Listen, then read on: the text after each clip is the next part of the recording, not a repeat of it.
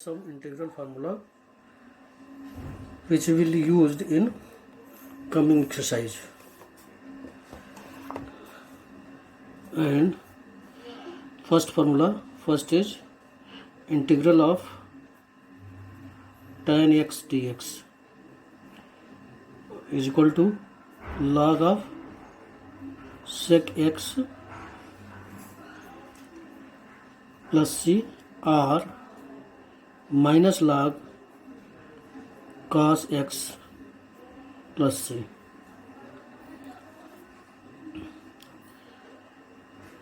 Second formula, integral of cot x dx, that is log sin x plus c. Third formula, integral of sec x dx, log sec x plus tan x plus c.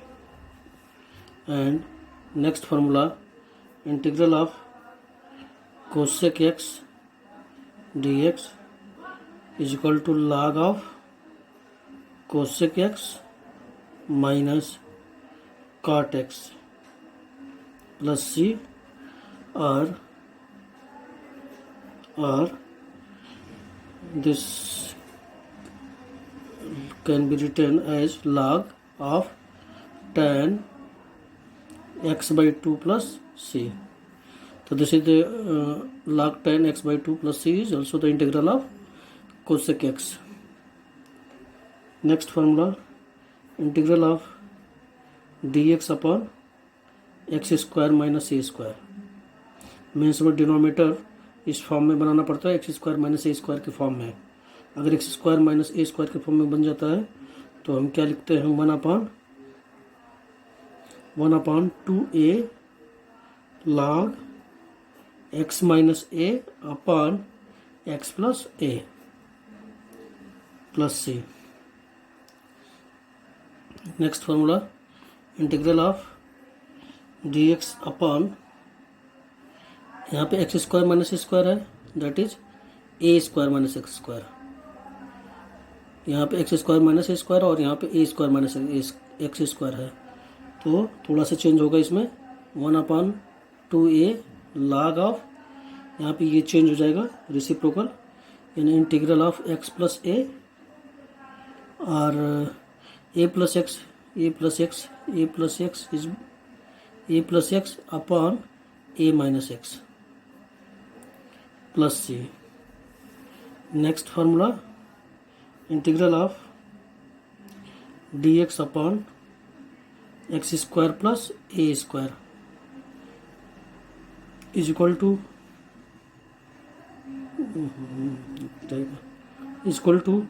One upon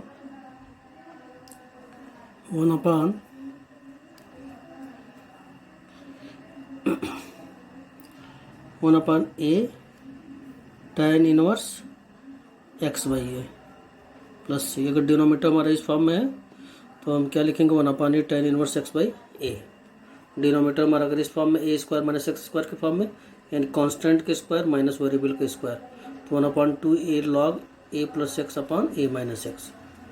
और अगर यहाँ पर one upon d x upon x square minus a square है तो क्या लिखेंगे, one upon two a log x minus a upon x plus a. Okay, next formula 8 d x upon, अब अभी ये जो है जिसमें रूट नहीं लगा, अगर हमारा रूट डिनोमीटर में रूट के फॉर्म में दिया है, यानी x square minus a square, तो हम उसको क्या लिखेंगे, log of x plus under root x square minus a square plus c. Next, integral of d x upon under root a square minus x square, तो that is sine inverse x by a plus c. अगर हमारा under root के अंदर a square minus x square आता है तो क्या लिखेंगे, sine inverse x by a. And 10 next formula dx upon under root x square plus a square. तो log of x plus under root x square plus a square. यानी अगर हम इसको कंपेयर करें इन दोनों से तो दोनों लगभग एक ही तरह का फार्मूला है। यहाँ पे माइनस है तो यहाँ पे माइनस लिखा हुआ है, और यहाँ पे अगर प्लस है तो यहाँ पे प्लस लिखा हुआ है, plus c. And next formula 11 integral of e पे power x of f x plus f dash x D x is equal to e पे power x of f x plus C.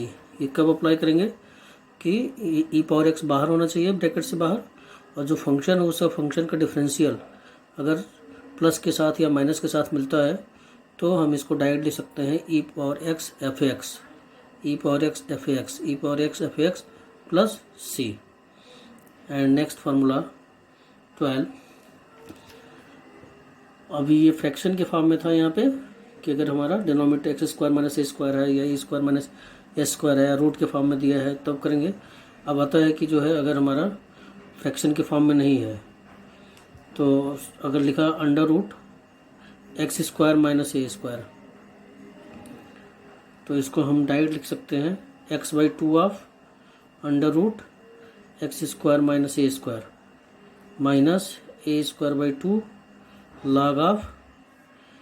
log of x plus under root x square minus a square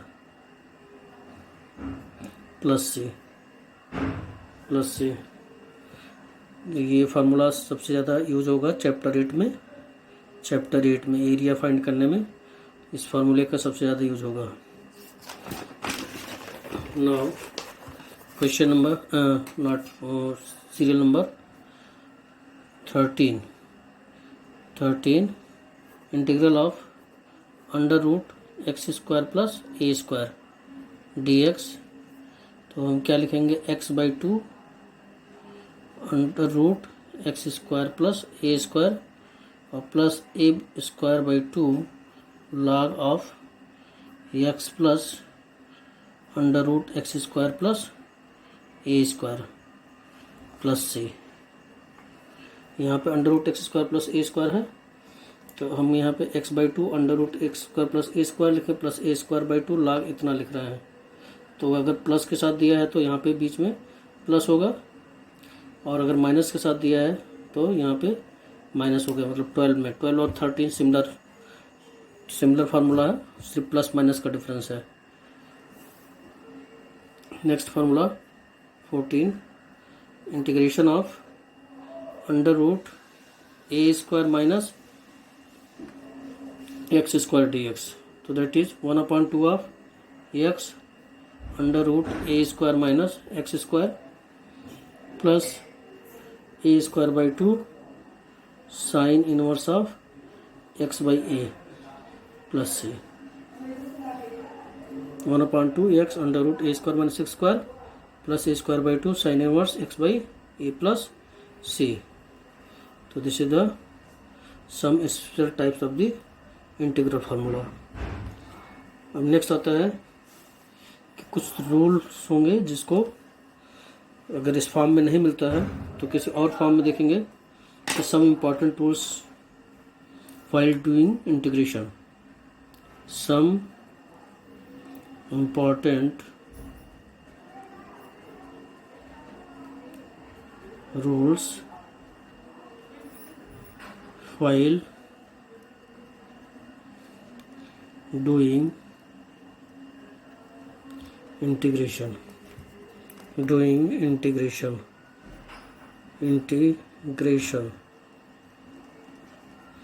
integration करते समय हमें कुछ rule का ध्यान देना होगा। क्या कि फर्स्ट पॉइंट है कि in case of rational function, in case of rational function, if degree of numerator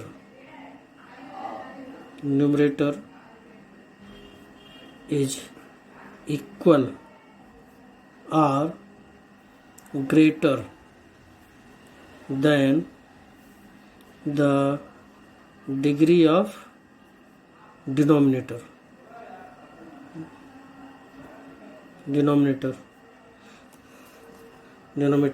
then we first divide the numerator by denominator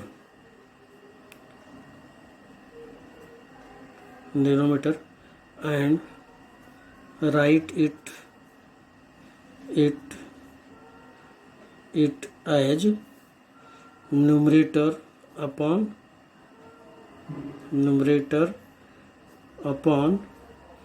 denominator। अगर इस फॉर्म में लिखा कहीं पे दोनों की डिग्री, न्यूमरेटर और डिनोमिनेटर की डिग्री या तो सेम है या न्यूमरेटर की डिग्री डिनोमिनेटर से ज़्यादा है, तो दोनों केस में हमको क्या करना है, डिवाइड करना है। उसको किस फॉर्म में लिखेंगे, quotient plus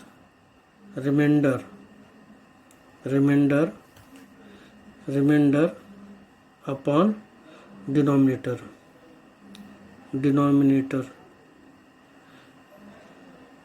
and then integrate.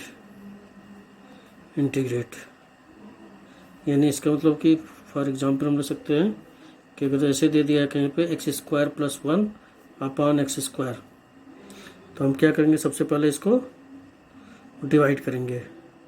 या तो सिंपली डिवाइड हो जाएगा, ठीक है, अदरवाइज हम इसको क्या करते हैं, यहाँ पे पूरे को डिवाइड करते, x² + 1 को x² से डिवाइड करते, और डिवाइड करने के बाद हम उसको देखते हैं कि कितनी टाइम्स जाता है, और फिर उसके बाद जो है यहाँ डिवाइड कर देते हैं। x² + 2 है और यहाँ पे x² + 1 है। अगर हमें इसका इंटीग्रेशन करना है तो इसको इंटीग्रेट करने के लिए सबसे पहले देख रहे हैं दोनों की डिग्री सेम है, तो यानी कि x² + 2 को डिवाइड करेंगे x² + 1 से, तो यानी अगर हम इसको डिवाइड करेंगे तो यहाँ पे कितने टाइम जा सकता है, 1 टाइम जा सकता है। तो यानी x² + 1 लिखा है यहाँ पे माइनस, ये माइनस, और यहाँ से ये कैंसिल हो जाएगा, और यहाँ पे क्या ले सकते हैं, 1 ले सकते हैं।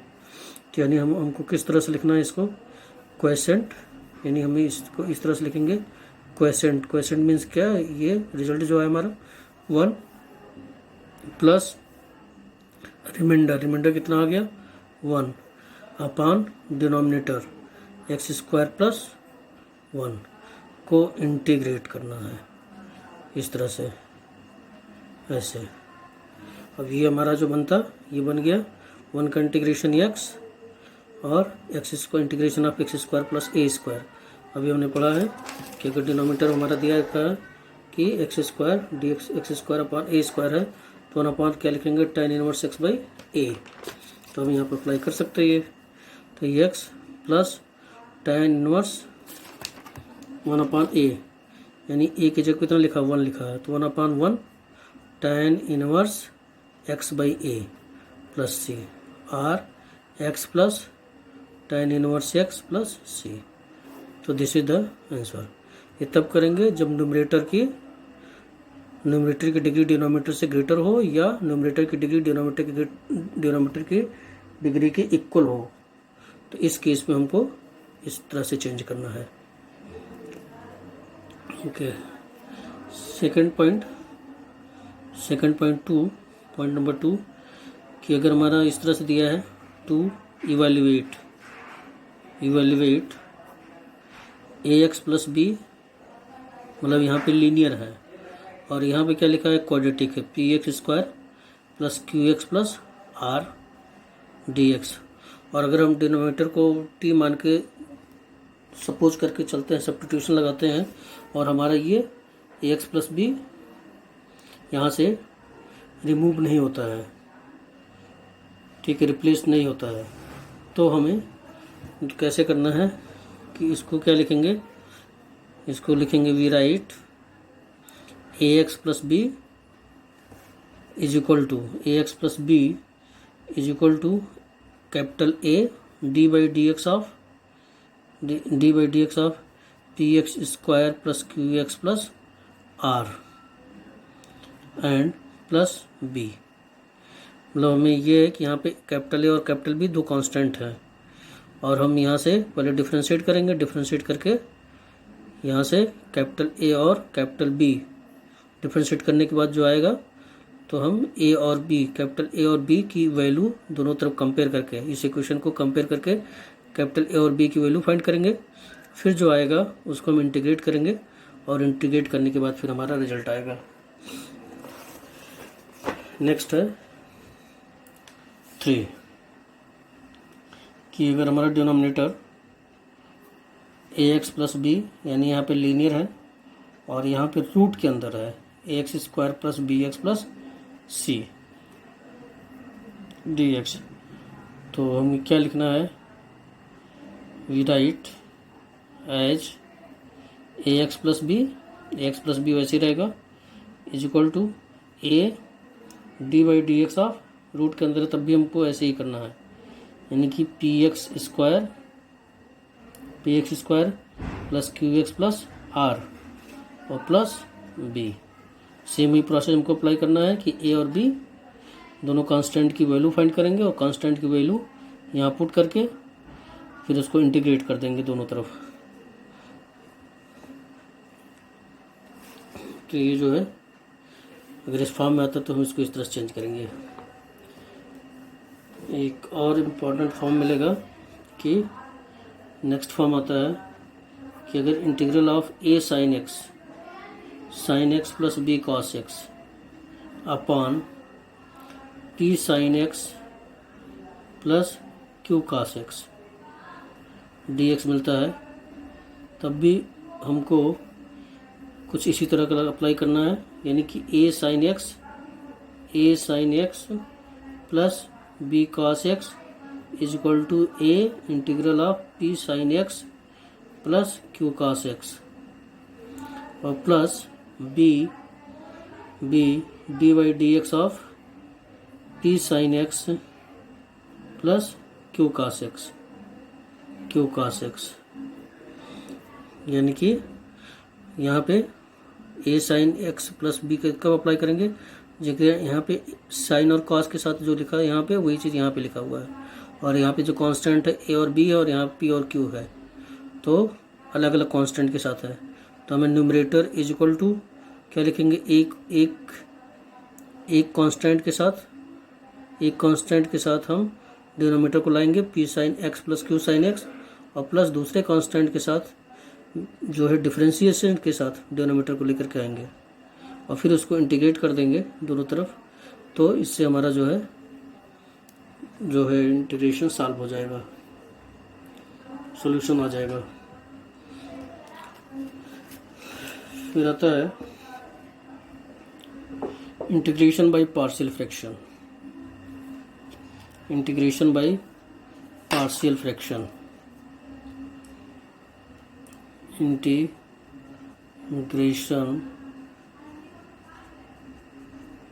by partial fraction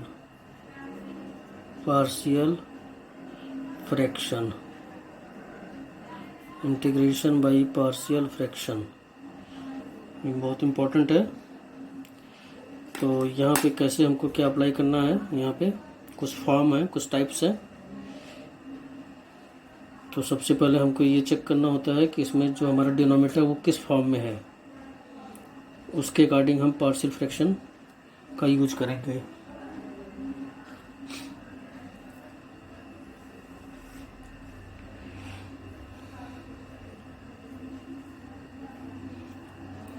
first types है कि जो है अगर हमारा इंटीग्रल में P x plus Q upon x minus a और एक्स माइनस बी दे रखा है, यानी कि एक लीनियर फैक्टर है, ये लीनियर फैक्टर के फॉर्म में दे रखा है। तो अगर ऐसा आता है तो इट मीन्स कि हमको इसको क्या लिखना है, इसको लिखेंगे यहाँ, बल्कि हम लिख सकते हैं फॉर्म ऑफ रेशनल, इसको लिख सकते हैं form of the rational fraction, क्योंकि ये फ्रैक्शन के फॉर्म में होगा, फॉर्म ऑफ रेशनल फ्रैक्शन और form of partial fraction, form of partial fraction, form of partial fraction. अगर हमारे इस फॉर्म में लिखा हुआ है तो इसको क्या लिखेंगे, a upon x minus a और plus b upon x minus b. करेंगे क्या है यहाँ पे कि हमारा अगर इंटीग्रेशन इस फॉर्म में मिलता है, मतलब डिनोमिनेटर हमारा एक फ्रैक्शन के फॉर्म में दे रखा है, सॉरी हमारा जो इंटीग्रल है वो एक फ्रैक्शन के फॉर्म में दे रखा है और डिनोमिनेटर हमारा एक लीनियर फैक्टर के फॉर्म में दे रखा है, एक्स माइनस ए और एक्स माइनस बी। तो हम क्या करेंगे, एक कांस्टेंट के साथ फर्स्ट ब्रैकेट और प्लस दूसरे कांस्टेंट के साथ दूसरा ब्रैकेट, और यहाँ से हम क्या करेंगे, कैपिटल ए और कैपिटल बी की वैल्यू फाइंड करेंगे और फिर उसके बाद इंटीग्रेट कर देंगे। इस तरह से इंटीग्रेट करने के बाद जो आएगा हमारा सॉल्यूशन हो जाएगा। सेकंड केस कि मान लीजिए हमारा ये जो है डिनोमिनेटर या हमारा जो रेशनल फंक्शन है इस फॉर्म में नहीं है, वो इस फॉर्म में है, p x plus q upon x minus a का होल स्क्वायर, यानी होल पे स्क्वायर लगा हुआ है। तो इसको हम कैसे लिखेंगे, इसको लिखेंगे a upon x minus a और plus b upon x minus a का whole square.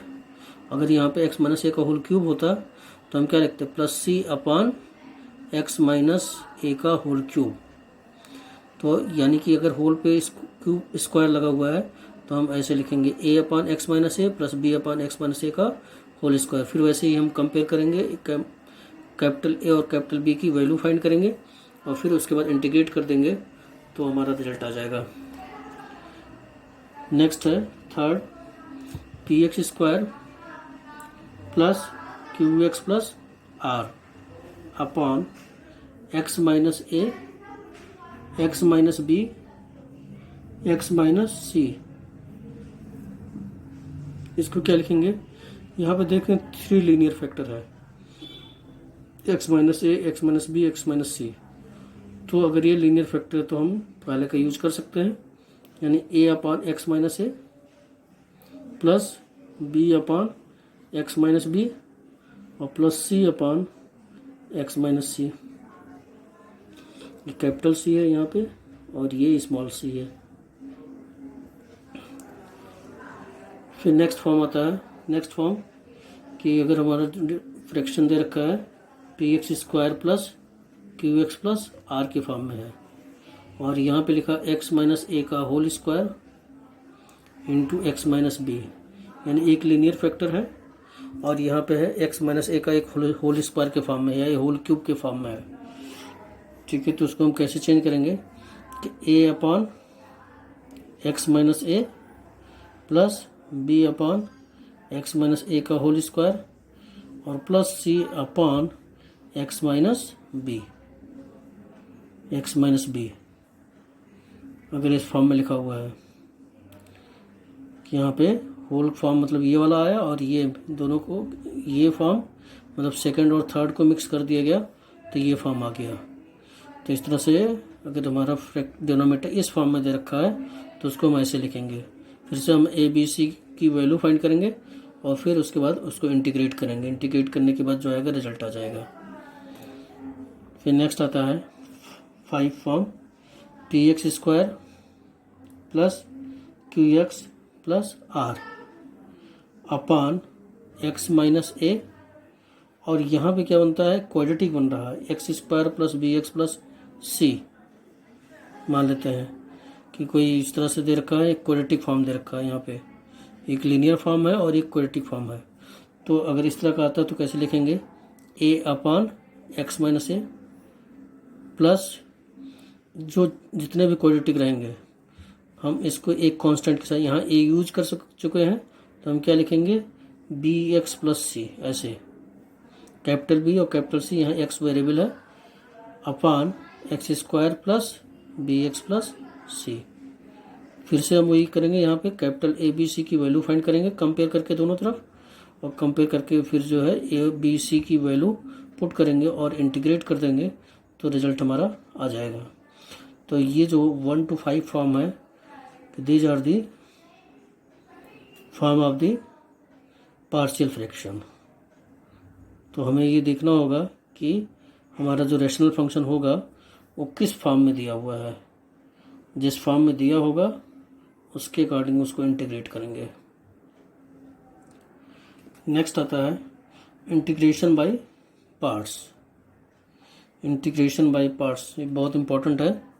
Integration by parts very important. Integration by parts यानी कि अगर हमें दो फंक्शन दे रखा, दोनों का प्रोडक्ट दे रखा है, एक एफ एक्स और एक जी एक्स डी एक्स है, तो हमें प्रोडक्ट, इसको हम बोलते हैं प्रोडक्ट रूल भी बोलते हैं, इंटीग्रेशन में प्रोडक्ट रूल भी बोलते हैं इसको। तो इंटीग्रेशन बाय पार्ट, तो हम क्या करते हैं इसको F x first function integration of second function minus integration of D by D x of first function, D by D x of first function into integration of second function. फिर जो आएगा whole को integrate करेंगे। तो इस जो है ये बहुत इंपॉर्टेंट है।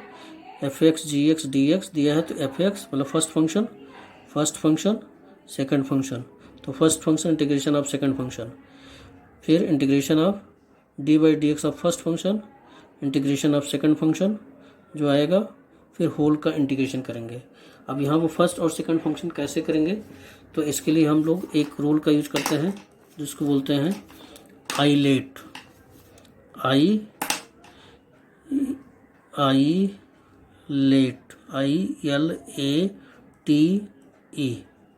आईलेट। तो जनरली इस रूल के अकॉर्डिंग हम फर्स्ट और सेकंड फंक्शन मान के चलते हैं, तो जिससे हमारा इंटीग्रेशन इजी हो जाता है। आई मीन्स क्या होता है, इनवर्स, कि पहले अगर इनवर्स कोई फंक्शन दे रखा है तो पहले इनवर्स ले लिया, फिर दूसरा क्या मैंने लागर्थमिक फंक्शन दे रखा है, फिर क्या दे रखा है एल्जेब्रिक, फिर क्या दे रखा है ट्रिग्नोमेट्रिक फंक्शन है, और ई फिर मतलब एक्सपोनेंशियल।